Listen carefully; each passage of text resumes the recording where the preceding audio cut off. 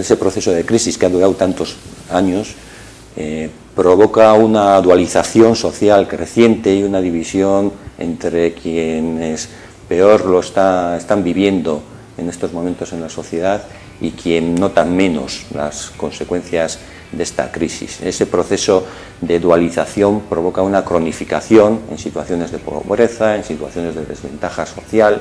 e implica que las organizaciones sociales tengamos que hacer un serio esfuerzo en atender a más personas y en trabajar con esas personas que están en peor situación y con menos posibilidades de inclusión social entre nosotros, ¿verdad? Eso afecta de forma determinante a las propias organizaciones porque forzamos la maquinaria de la organización, forzamos la maquinaria atendiendo a más personas, atendiendo situaciones más complejas, atendiendo en una situación social con menos posibilidades que las que teníamos anteriormente, y además a lo largo del tiempo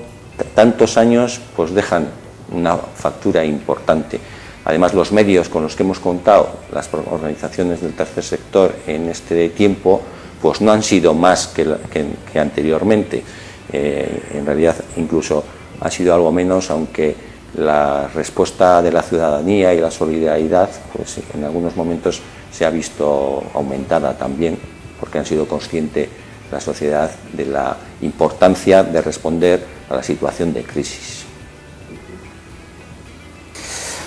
Bueno, una de las consecuencias de la crisis es que hemos tenido que actuar sobre un conjunto mayor de usuarios, sobre más usuarios que estaban en situación de exclusión y con menos recursos, porque las administraciones públicas han ejecutado recortes presupuestarios que también han afectado al tercer sector social. Eso implica una reforma y una reestructuración del tercer sector social, de las entidades y también de las federaciones. Implica también incorporar la innovación en aquello que se hace. Implica poder realizar el mismo servicio con menos recursos, con menos posibilidades para garantizar un servicio de calidad.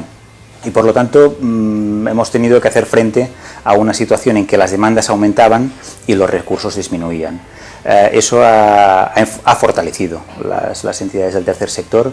y ha puesto de relieve la necesidad de también fortalecer la unidad de acción y de fortalecer aquello que es el tercer sector y que probablemente antes de la constitución de la Taula en el 2003 no se tenía tan presente, ¿no? El hecho de que todos formamos parte de un tercer sector, que actuamos sobre colectivos, que lo hacemos desde la no lucratividad, que lo hacemos en formas organizativas como asociaciones, fundaciones o cooperativas de iniciativa social y que por lo tanto buscamos una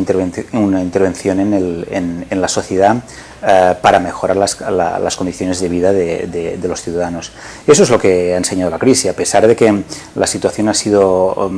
complicada para muchas entidades y federaciones y a pesar de que muchas de ellas, por desgracia, han tenido que cesar su actividad o buscar otras fórmulas de financiación para poder conseguir el objetivo que buscaban. Nuestra realidad del modelo social que desarrollamos en los servicios sociales y en la intervención social en Euskadi ha sido un modelo mixto en el que la responsabilidad pública y las administraciones públicas, en colaboración estrecha con las organizaciones sociales, daban respuesta a las necesidades de la ciudadanía. Esto es necesario potenciarlo en estos momentos, es necesario potenciarlo porque aporta mucho más a la ciudadanía que hacerlo de cualquier otra forma, cualquier otro agente. Estamos empeñados en tener una relación, por tanto, en la prestación de los servicios públicos en el que se reconozca el papel, el conjunto del papel del tercer sector y que tengamos la capacidad de aportar desde el diseño de cuáles son los servicios, la realización de los mismos y su fase de evaluación, ¿no? Por tanto, en el conjunto de la provisión de los servicios públicos junto con las administraciones públicas. Y además es necesario ir más allá, es necesario ir a todas las dimensiones que las organizaciones sociales desarrollamos, dimensiones que tienen que ver también con la denuncia, con la incidencia política, con la construcción de los marcos legales, por una parte, que tiene que ver con la sensibilización de la ciudadanía también y el planteamiento de esos valores y esa preocupación por la persona que tenemos al lado como valor de la propia ciudadanía. Ese conjunto es el conjunto de relación con la administración pública y de construcción del modelo mixto que desde Euskadi pues estamos defendiendo y estamos llevándolo a cabo porque es nuestra realidad en los últimos años. Bueno, es verdad que durante muchos años el presupuesto público servía o se orientaba hacia la gran infraestructura, la obra pública. Entonces los gobernantes y los políticos pensaban que haciendo grandes obras públicas era la función que debía tener la administración pública, olvidándose de una cosa que ha puesto de relieve la crisis económica, que es la garantía de derechos. Al final la administración pública